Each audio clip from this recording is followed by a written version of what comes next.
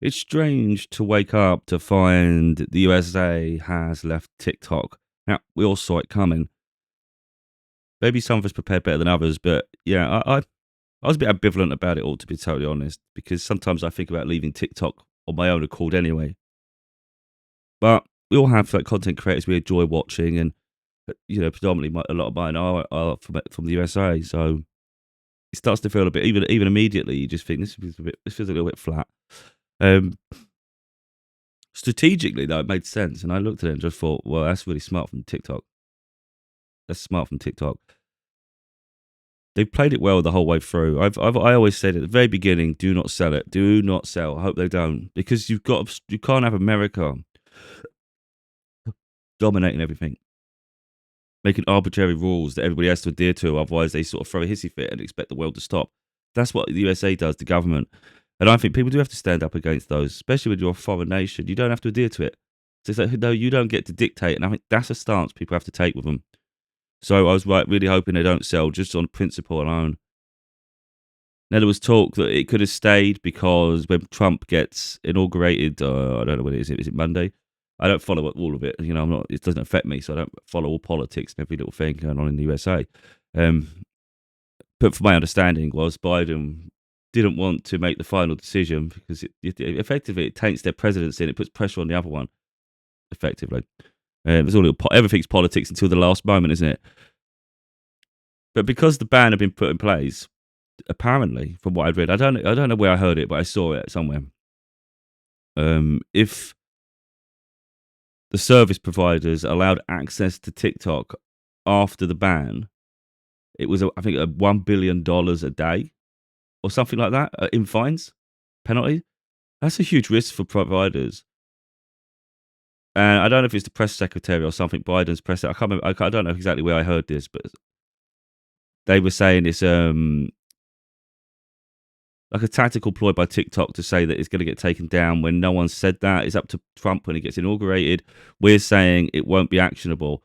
The trouble is, then fines that situation still stands. There's nothing in writing. So Biden could have put a precursor there to say, look, until Trump decides, nothing will happen. Put it in writing, so it's a formality.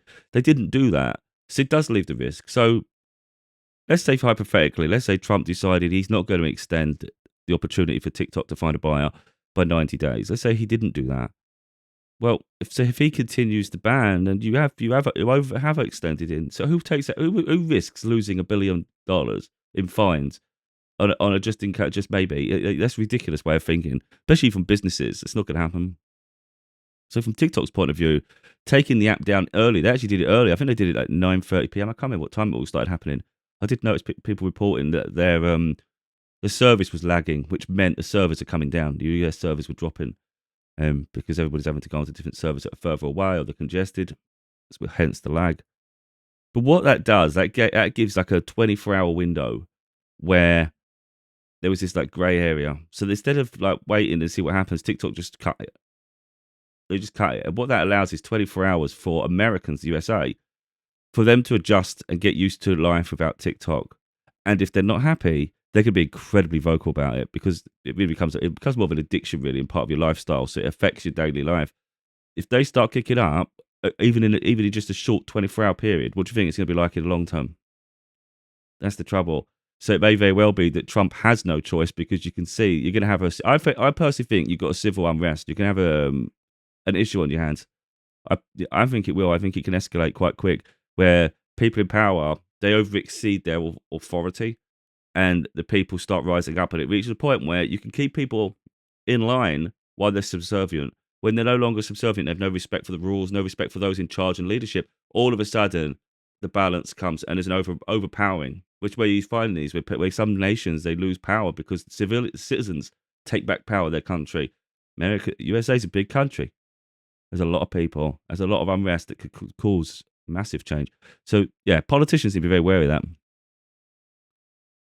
But the part I found really curious, really, was the fact that TikTok took it down to allow that moment for the world, not just the USA, really, the world to see the effect that how much it brings people together, really, and taking away people's freedoms. It has repercussions. The other thing I was thinking about was how we're all, well, not all, but majority of us have long distance connections.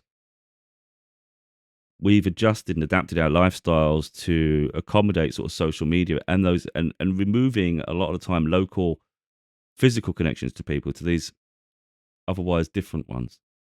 So maybe a time away from social media allow people to connect to people locally and in person. There's always a benefit, of course, to certain things. Then I just started thinking, is it such a bad thing that we have these more long distance situations and things because you can connect to people that otherwise you wouldn't have met? And I think that's a beautiful thing to have the opportunity. I think we all need to seek the best balance in our lives. Not just swing one way or the other. It's like merge everything together. But it's interesting how everything moves forward. TikTok as an app will continue without specific nations involved.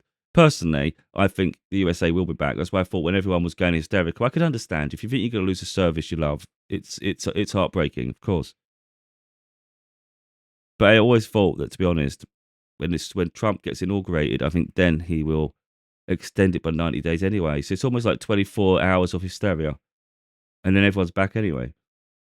And then potentially something may happen where there's a mutual agreement. It's not necessarily a buyer, but more of a mutual thing where you find a company with similar values, and it's just more of a natural merging to allow the app to continue.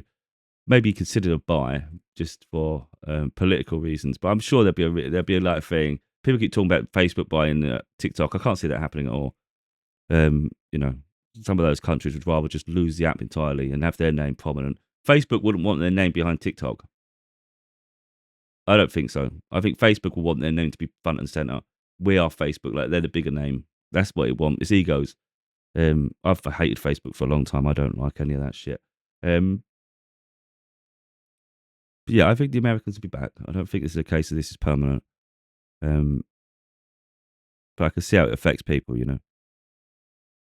But yeah, there's too many people though. I think I just hope that after all this is said and done, people become more original. I'm sick and tired of watching people copy other people's content. That's a lot of what social media has become, and it's pathetic. It really is. There's a lack of originality in people.